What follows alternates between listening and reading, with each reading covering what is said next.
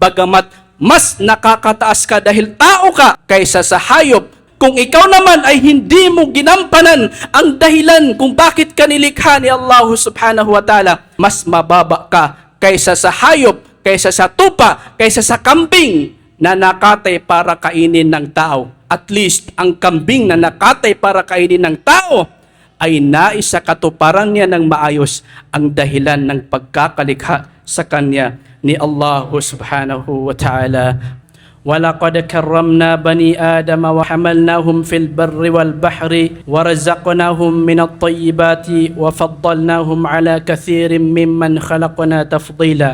Sa Suratul Isra, ayah 70, sinabi ni Allah subhanahu wa ta'ala, katotohanan ng aming pinarangalan ang mga anak ni Adam at dinala namin sila sa kalupaan at karagatan at pinagkalooban sila ng mabubuting biyaya at higit naming itinangi, pinahalagahan sila kaysa sa marami sa aming mga nilikha. Sa ating pagkakatay mga kapatid sa Islam ng mga hayop na kinakatay bilang alay kay Allah subhanahu wa ta'ala, isipin na lamang natin mga kapatid sa pananampalatayang Islam, kabilang sa mga kadahilanan kung bakit sila nilikha ni Allah ay para sa ating mga tao, para ating mapakinabangan. Yung iba sa kanila ay makain natin. Yung iba sa kanila ay nagagamit natin sa ating transportasyon. Yung iba sa kanila ay natutulungan tayo sa pagkarga ng ating kakargahin. Yung iba sa kanila nagagamit natin sa mga hanap buhay natin mga kapatid sa pananampalatayang Islam. Sa Surat Yasin, ayah 71 hanggang sa ayah 72, sinabi ni Allah subhanahu wa ta'ala mga kapatid sa Islam, awalam yaraw anna khalaqna lahum mimma amilat aydina an'aman fahum laha malikun. Hindi ba nila nakikita na lumikha kami para sa kanila mula sa ginawa ng aming mga kamay ng mga hayop at sila rito ay nagmamay-ari. وَذَلَّلْنَاهَا لَهُمْ فَمِنْهَا رَكُوبُهُمْ وَمِنْهَا يَأْكُلُونَ. At aming pinasunod, ginawang masunurin, ginawang maamo ang mga ito para sa kanila. Kaya mula sa mga ito ay may sinasakyan sila at mula sa mga ito ay kinakain nila. Isipin na lamang po natin mga kapatid sa Islam, mas malaki kaysa sa tao, mas malakas kaysa sa tao mula sa mga hayop katulad ng kalabaw, katulad ng baka, kabayo.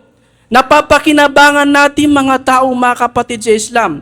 Isipin natin mga kapatid kung hindi ito ginawang masunurin para sa atin ni Allah subhanahu wa ta'ala, kung hindi ginawang maamo ni Allah ang mga hayop na ito, papaano natin mapapakinabangan ang mga likhang ito ni Allah na mas malakas at mas malaki kaysa tao mga kapatid sa Islam. Subalit para sa atin mga kapatid sa Islam, para mapakinabangan natin ang mga hayop na ito, ay ginawa para sa atin ni Allah na maamo at masunurin katulad ng kalabaw na inuutos-utusan lamang ng nagmamay-ari nito. Yung kalabaw na natutulungan ang magsasaka sa kanyang pagsasaka. Subhanallah, mas malakas, mas malaki kaysa sa nag-uutos-utos sa kanya. Kabilang ito sa mga biyaya sa atin ni Allah subhanahu wa ta'ala mga kapatid sa pananampalatayang Islam. Nakikita natin kung paano natin nakakatay ang mga kambing, mga tupa, mga baka, kalabaw bilang alay kay Allah. Pagkatapos noon ay nakakain natin ang mga ito mga kapatid sa pananampalatayang Islam. Minsan ba tinanong natin ang ating mga sarili, ikaw aking sarili, nagampanan mo ba ang layunin mo sa buhay na ito? Dahil ang tupang ito na kinakatay, ang kambing na ito na kinakatay, ang kalabaw na ito na kinakatay, ang bakang ito na kinakatay ay nagampanan niya ang dahilan ng pagkakalikha sa kanya ni Allah subhanahu wa ta'ala, dahil kabilang sa dahilan ng pagkakalikha sa mga hayop ay para makain nating mga tao mga kapatid sa pananampalatayang Islam. Kaya tanungin natin ang ating mga sarili, tayo ba nagampanan ba natin ang dahilan ng pagkakalikha sa atin ni Allah? Which is ito ang pagsamba natin kay Allah. وَمَا خَلَقَتُ الْجِنَّ وَالْإِنسَ إِلَّا لِيَعْبُدُونَ. At wala akong dahilan, sabi ni Allah sa Suratul Dhariyat, ayah 56, kung bakit ko nilikha ang mga engkanto, ang mga jin at ang mga tao, maliban na lamang na upang sila ay sumamba sa akin. Tao! Ginampanan mo ba ang misyon mo na ito? Naisakatuparan mo ba ang layunin na ito? Kasi kung hindi, pumayag ka man sa hindi, mas mababa ka kaysa sa hayop, kaysa sa tupa, kaysa sa kambing na nakatay para kainin ng tao. At least, ang kambing na nakatay para kainin ng tao ay naisakatuparan niya ng maayos ang dahilan ng pagkakalikha sa kanya ni Allah subhanahu wa ta'ala. Sa araw ng paghuhukom, maging ang mga hayop ay bubuhayin muli ni Allah subhanahu wa ta'ala para hatulan at ipakita ang ganap na hustisya sa mga ito, mga kapatid sa Islam. Sahih Muslim, sinabi ng mahal na propeta Muhammad sallallahu alaihi wasallam, la tu'addunna al-huquqa ila ahliha yawmal qiyamah.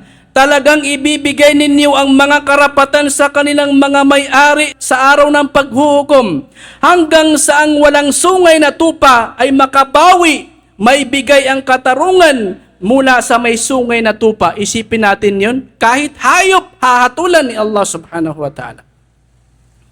Kahit yung mga hayop, muling bubuhay ni Allah subhanahu wa ta'ala para umiral ang ganap na hustisya, pagiging makatarungan ni Allah subhanahu wa ta'ala. Subalit mga kapatid sa pananampalataya, pagkatapos may pakita ang ganap na hustisya at pagkamakatarungan ni Allah subhanahu wa ta'ala, ay sasabihin sa mga hayop na kayo ay maging alabok. Binuhay sila ni Allah, hinatulan sila ni Allah subhanahu wa ta'ala upang umiral ang pagiging makatarungan ni Allah subhanahu wa ta'ala at hindi sila mag-aani ng kaparusahan sa impyerno o kaya ay kagawaran sa paraiso ni Allah subhanahu wa ta'ala, sapagkat sila ay magiging alabok at sasabihin sa kanila ni Allah subhanahu wa ta'ala, kuni turaba, ikaw ay maging alabok. At ito naman ay makikita ng taong walang pananampalataya kay Allah subhanahu wa ta'ala. Sa Suratun Naba, sasabihin ng kafir, ya laytani kuntu turaba, sana naging alabok na lamang ako. Papangarapin ng kafir yung sitwasyon na mayroon ang hayop ay magiging alabok. Papangarapin ng taong walang pananampalataya at pagsamba kay Allah sa kabilang buhay, sana naging katulad ko na lang ang hayop na naging alabok din. Kaya mas mainam ang hayop na nagamit sa wastong layunin nito kaysa sa tao na inangat nga ni Allah subhanahu wa ta'ala.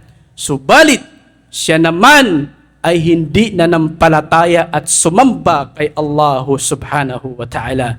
Kaya kung nais nating manatili ang pagkaangat sa atin ni Allah na tayo ay mas mainam kaysa sa mga hayop, isabuhay natin ang dahilan kung bakit tayo nilikha ni Allah subhanahu wa ta'ala. وَمَا خَلَقَتُ الْجِنَّ وَالْإِنسَ إِلَّا لِيَعْبُدُونَ. At wala akong dahilan kung bakit ko nilikha ang engkanto at ang tao, maliban na lamang na upang sila ay sumamba sa akin.